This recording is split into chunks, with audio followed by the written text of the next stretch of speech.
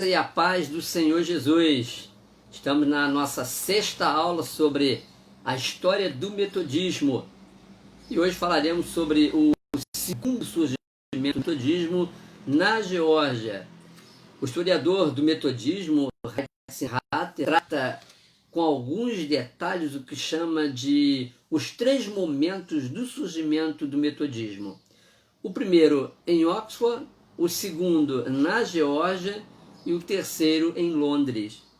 Sobre a presença de John Wesley e seus amigos na Geórgia, sobretudo em Savannah e Frederica, ele esclarece que não foi apenas uma aventura, mas sim um trabalho planejado e patrocinado pela SPCK, pela SPG. Falamos dessas instituições intituladas por estas siglas na aula 5, e também de propósitos colonizadores. No dia 9 de junho de 1732, o rei Jorge II concedeu uma carta institucional para a fundação de uma nova colônia norte-americana, sendo chamada Geórgia em homenagem ao seu nome, e que fica entre a Carolina do Sul e a Flórida. Foi fundada por um homem que desenvolvia o trabalho de filantropia chamado Oglethorpe, que tinha sido ajudante militar. Compadecido das pessoas encarceradas e endividadas, ele obteve licença do parlamento para que eles fossem colonizar as novas terras. O primeiro grupo de imigrantes partiu da Inglaterra em 1732, juntamente com Oglethorpe e um capelão anglicano. A nova colônia atraiu novos imigrantes, entre eles alemães, morávios e depois escoceses presbiterianos. O trabalho religioso seria dirigido aos colonos, aos negros, aos escravos e aos índios. Mais tarde, Oglethorpe, ouvindo a pregação de Wesley, convidou-o para ir à Geórgia como missionário, e ele aceitou o convite, conforme descrito anteriormente, quando ele e seus amigos, então, iniciaram a jornada pela América na Geórgia. Todas as biografias denotam o tema, tanto do ponto de vista otimista quanto pessimista desta viagem e o período que passou na Geórgia, principalmente em relação ao conflito que teve Wesley entre a natureza da lei e a revelação da graça, que afetou significativamente o trabalho missionário entre 1735 e 1738. No dia 14 de outubro de 1735, John Wesley e Charles Wesley, além de outros dois amigos, Benjamin Ingram, com 23 anos de idade, e Charles Delamont, de 21 anos de idade, de origem francesa, partiram de Gravesend para a América do Norte, levando consigo ainda 26 moráveis sob a liderança do bispo David Nitschmann, à época com 70 anos de idade. Durante essa viagem, eles se tornaram amigos e foram também distribuídas tarefas entre eles. Sobre a alimentação, John Wesley escreveu em seu diário: convictos de que com a bênção de Deus a abnegação praticada nas mínimas coisas podemos nos aproveitar dela, resolvemos abster-nos completamente da carne e do vinho e nos conter com alimentos vegetais tais como arroz e biscoitos. Depois suprimiram também o jantar. Certa vez Wesley dormiu uma noite no chão por causa de uma tempestade que tinha molhado a sua cama, e no restante da viagem passou a dormir no assoalho do navio. É impressionante como nós fazemos tão pouca ideia do esforço desbravador dos nossos predecessores na fé cristã e metodista. o grupo se levantava às 4 horas da manhã e dedicava 1 hora aos exercícios devocionais. Das 5 às 7 da manhã, os membros do grupo se reuniam para pesquisar as escrituras, fazendo comparações das suas interpretações com a dos pais da igreja. Após o café da manhã, um pequeno de jejum, e depois dirigiu o culto público, convidando todos os passageiros do navio para esse ato.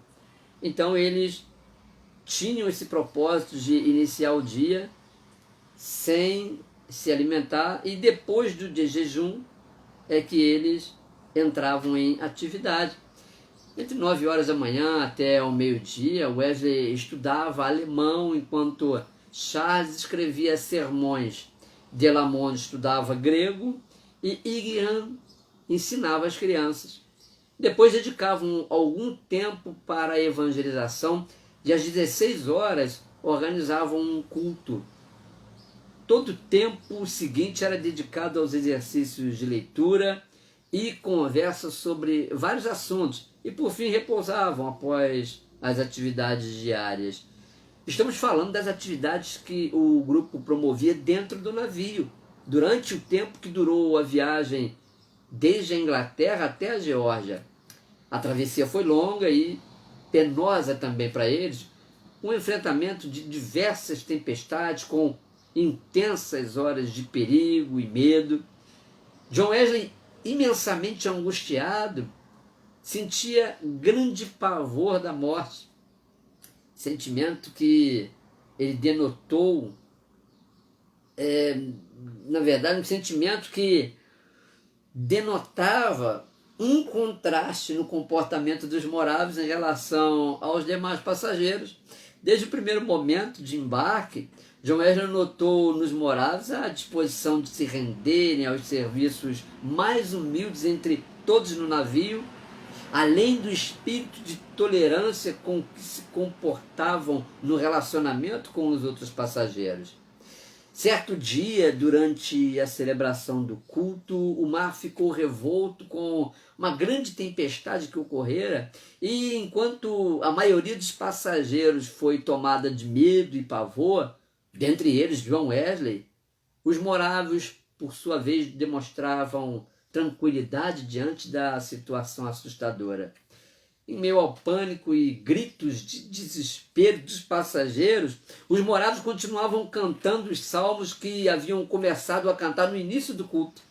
Mas a tranquilidade dos moráveis diante daquela tempestade medonha que afligia todos os outros passageiros incomodou John Wesley a tal ponto que ele não se conteve e teve que perguntar para eles: "Vocês realmente não estão com medo?" E prontamente um deles respondeu: "Não mesmo." E John Wesley, assustado com aquela situação, insistiu: "Mas e as mulheres e as crianças também não estão com medo?" Novamente a resposta do morável: "Nem as nossas mulheres, nem as nossas crianças temem a morte." A partir daquele momento, John Wesley passou a compreender que não exercia ainda a sua fé no mesmo nível da fé dos moráveis. No dia 6 de fevereiro de 1736, aproximadamente às 8 horas da manhã, o navio ancorou em terra firme na costa norte-americana. Com o mesmo gesto de Colombo, a primeira atitude de Wesley foi cair de joelhos, não dando conta naquele momento do quanto aquilo significou em alcance e transcendência naquela terra que ele acabara de conhecer, na qual acabara de desembarcar. Savannah, a capital da colônia naquela época, possuía umas 40 casas, todas construídas no mesmo estilo. Em todo o território existiam 6 povoados em formação, com uma parte cultivada e outra parte de bosques e pradarias, habitada pelos índios. Nessa colônia, Wesley morou de 6 de fevereiro de 1736 a 2 de dezembro de 1737. Quando da sua chegada a Savannah, Wesley tomou conselhos com o pastor Moravia Spangenberg para sua obra missionária, recebendo dele duas perguntas. Você tem em si o testemunho de Deus? Wesley, acostumado a ensinar e não a receber instruções, se surpreendeu com aquela pergunta direta. Spangenberg continuou: você conhece Jesus? John Wesley respondeu: eu sei que ele é o Salvador do mundo. Muito bem, respondeu-lhe o pastor moraviano, insistindo com outra pergunta a John Wesley: mas você tem certeza que Jesus já lhe salvou? John Wesley respondeu: creio que ele morreu para me salvar. Mas o pastor moraviano, insistindo ainda mais, acrescenta: você o conhece mesmo? Aí, timidamente, Wesley respondeu-lhe que sim, registrando, porém, em seu diário a seguinte inscrição: temo muito que aquelas palavras tenham sido vãs. O pastor Spangenberg lhe contou sobre a sua vida e como havia sido a sua conversão pessoal. E essa conversa claramente mostrou a Wesley que tinha um longo caminho a percorrer em termos de vida cristã. Wesley e Delamont foram por algum tempo hóspedes dos moravianos, cultivando um bom relacionamento com eles, passando Wesley a admirar a pureza dos seus costumes.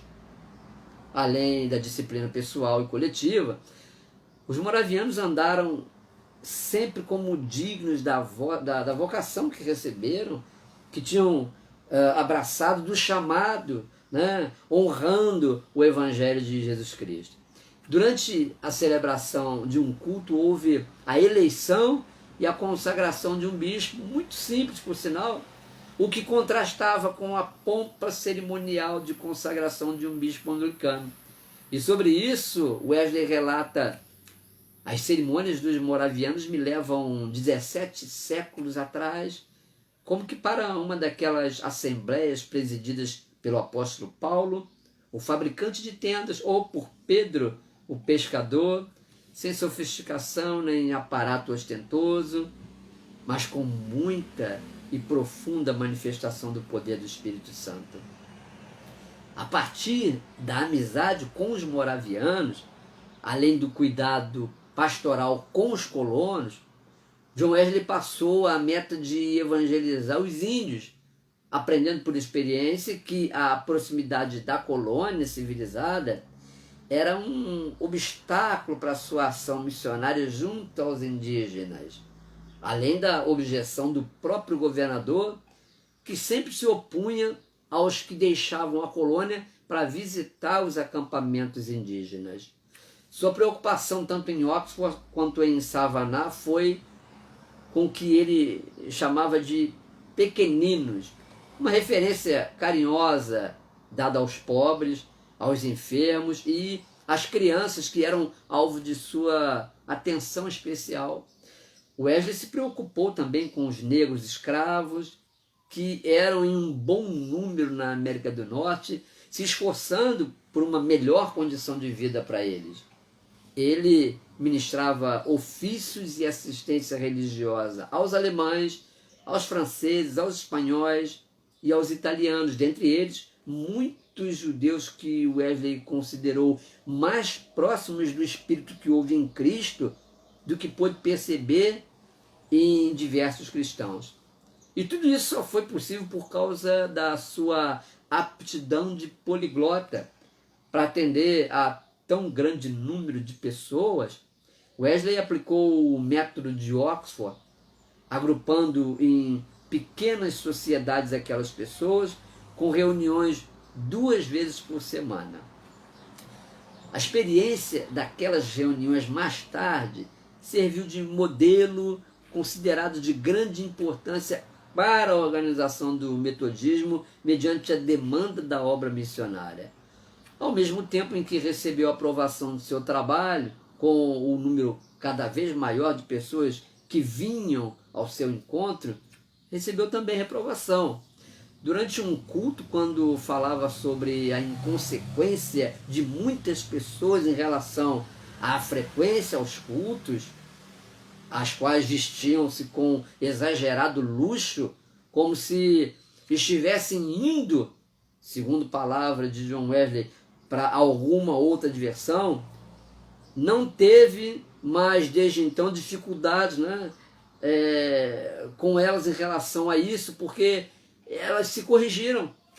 Uma pregação de John Wesley sobre o assunto foi suficiente para que aceitassem a exortação. Certa vez, competindo com um baile que era realizado na mesma hora do culto, a igreja ficou repleta de pessoas e o baile não aconteceu. Os jovens missionários metodistas realizavam vários cultos, tanto matutinos quanto vespertinos, dando ênfase ao ensino das crianças, com o estudo bíblico e ministração da ceia. Houve, numa ocasião, reclamações de alguns pais por causa de John Wesley ir descalço para uma aula, ato que ele cometeu e através do qual ele se posicionou, reprovando a atitude de algumas crianças que, por usarem sapatos, menosprezavam com zombaria das outras crianças pobres que iam descalças para a escola. Um outro incidente foi o escândalo que causou aos presbiterianos e dissidentes se recusando a ministrar a ceia do Senhor às pessoas cujos batismos não tinham sido realizados por um pastor ordenado através de um bispo.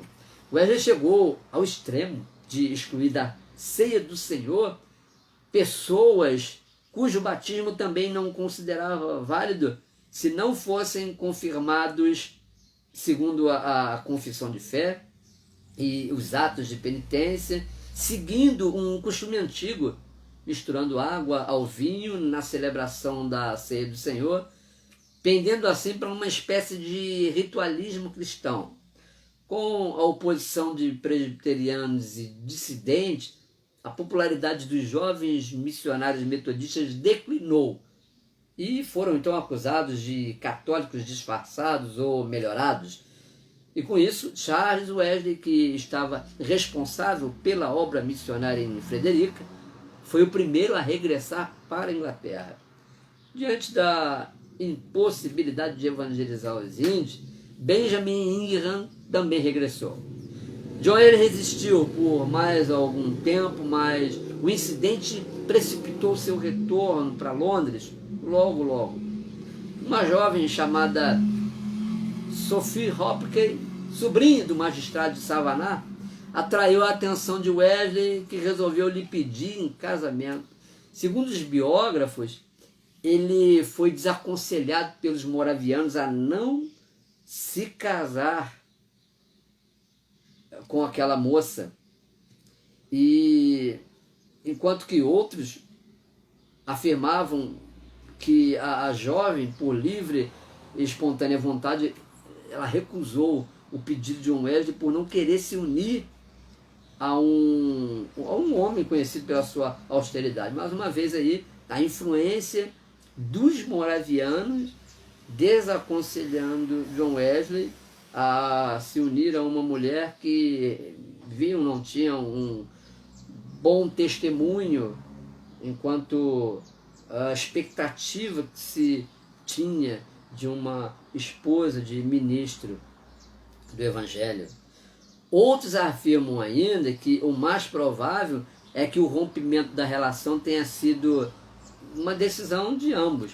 O casamento de Sophie Hopkins com outra pessoa não foi só devastador para Wesley, mas também trouxe para ele, eclesiasticamente, uma ideia de impróprio. John Wesley considerou o casamento dela impróprio. E nesse caso, John Wesley era o próprio pastor, o próprio pároco dessa moça. A descoberta em seguida de que ela tinha um comportamento duplo e a sua falta de penitência levaram John Wesley a excluí-la da comunhão. E isso resultou num mal-estar tornado público pelo seu marido, que apresentou uma série de acusações ao júri de Savannah. Em combinação com as divisões na continuidade causada por ações ineptas contra Sophie Hopkins, seu tipo de ministério forneceu argumentação para a maioria das acusações dirigidas contra ele.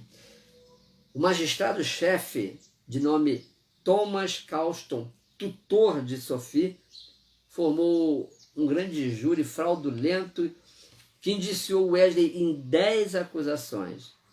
Wesley alegou que Causton espalhou rumores de que ele era um hipócrita, malicioso, sedutor, traidor da confiança que então lhe tinha, um mentiroso, dissimulador, empenhado em afastar das mulheres casadas os seus maridos, além de um beberrão, proprietário de um bordel, explorador de prostitutas, um sanguinário transvestido de pastor. Pesou ainda, como acusações contra John Wesley, a prática de repelir pessoas à comunhão com a igreja por puro despeito e malícia, inclusive chegando ao ponto de recusar um enterro cristão para os cristãos, dizendo ainda mais que ele era assassino de pobres crianças, mergulhando-as em água fria. Para o seu acusador e ao mesmo tempo julgador, Wesley era também um papista, se não um jesuíta, ou pior, um introdutor de uma nova religião da qual jamais alguém tinha ouvido falar.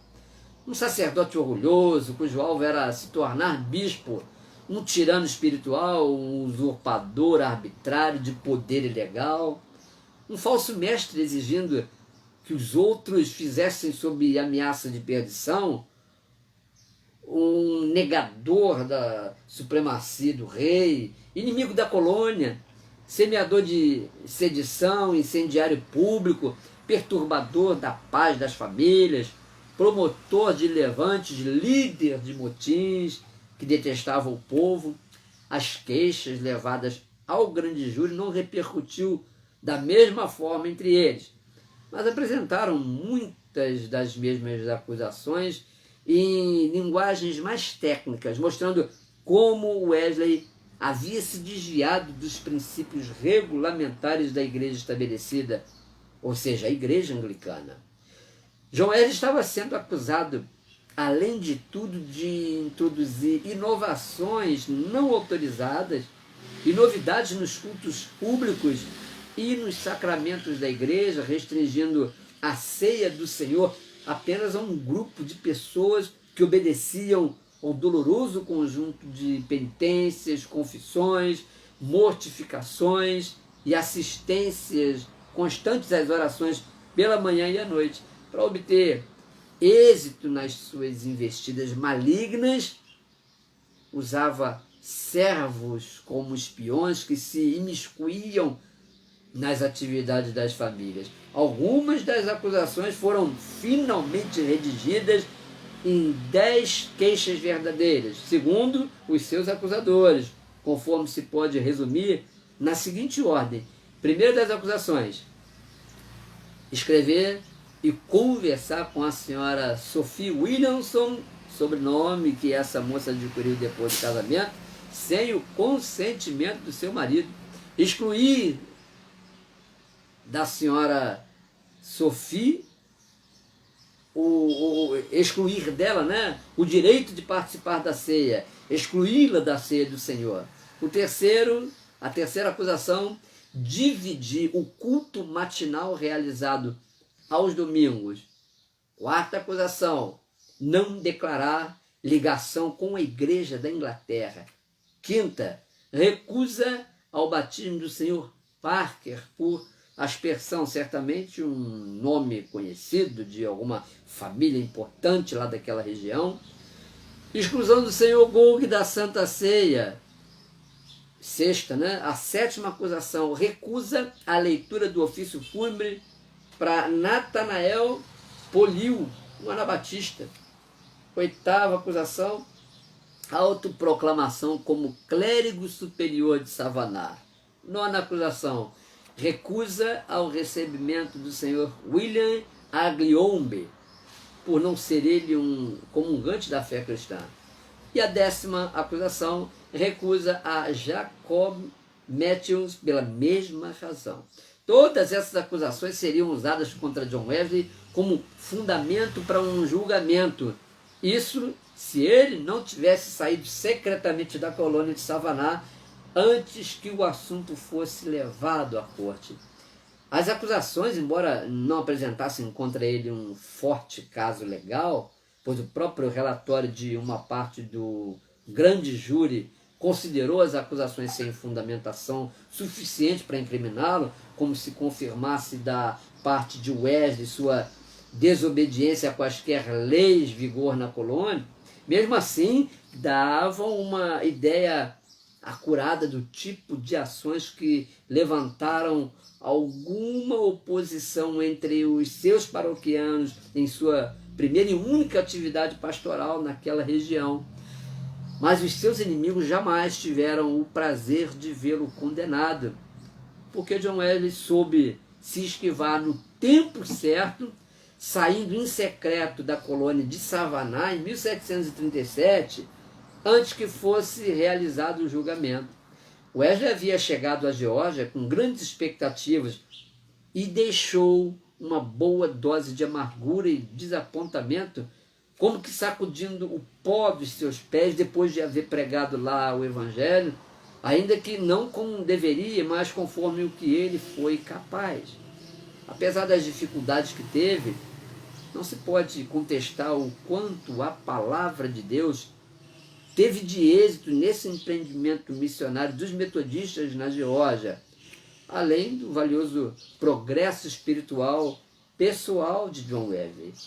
E depois da longa viagem de volta à Inglaterra, durante a qual ele foi confrontado novamente com outra grande tempestade no mar, quando foi capaz de reconhecer alguns valores positivos em seu ministério na Geórgia, embora não tenha tido êxito no seu projeto, realizando na sua forma plena, Wesley sentiu que Deus o havia humilhado, provado e mostrado o quanto estava em seu coração, o que foi para ele uma lição que o deixou mais cauteloso. Wesley teve que regressar à Inglaterra e sua obra missionária na Geórgia terminou de modo triste. Mas o que ele tinha certeza ao retornar para Londres é que não ia conseguir mais conviver em paz por meio de ritos sacramentais. Ele percebeu durante o período em que esteve na Geórgia a esterilidade do ritualismo do ministério evangélico, constatando que o edifício de uma região formalista estava sendo demolido porque uma nova casa sobre o firme fundamento precisava ser construída com condições de resistir às tormentas que viriam mais tarde. E assim, essa experiência de John Wesley vai ser vista como os primeiros passos para a sua experiência, pouco tempo depois, a sua experiência pessoal, a tão conhecida experiência do coração aquecido.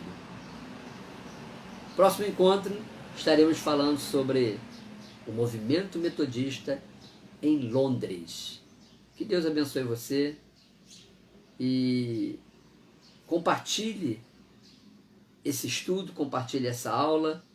Vamos enriquecer o nosso conhecimento, principalmente os metodistas, da nossa história, da nossa origem.